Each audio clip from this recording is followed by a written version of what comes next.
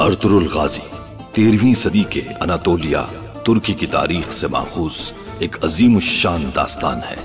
ईमान, इंसाफ और मोहब्बत की रोशनाई से लिखी एक बहादुर जंगजू की कहानी, जिसने अपनी साबित कदमी और जुर्रत से न सिर्फ अपने कबीले बल्कि तमाम आलम इस्लाम की तकदीर बदल डाली।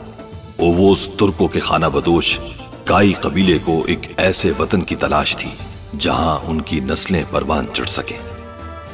काई कबीले के सरदार सुलेमान शाह के बेटे अर्तुरुल गाजी ने इस्लाम की सरबलंदी की खातिर अपनी जानो माल और अजीजो अकारिब को खतरे में डालकर अपने जंगजुओं के साथ मुख्तलिफ अदवार में सलीबियों, मंगोलों, सल्जूक सल्तनत में मौजूद गद्दारों और दीगर इस्लाम दुश्मन अनासिर को शिकस्त दी। 1280 में अर्तुरुल की वफात के बाद उसके बेटे उस्मान ने अजीम सल्तनत उस्मानिया की दाग बेल डाली और यूं खाना बदोशों के इस कबीले ने 3 बर्रे आजमों पर 600 साल तक हुकूमत की। ये ड्रामा सीरियल तारीखी किरदारों और वाकयात से माखूज है।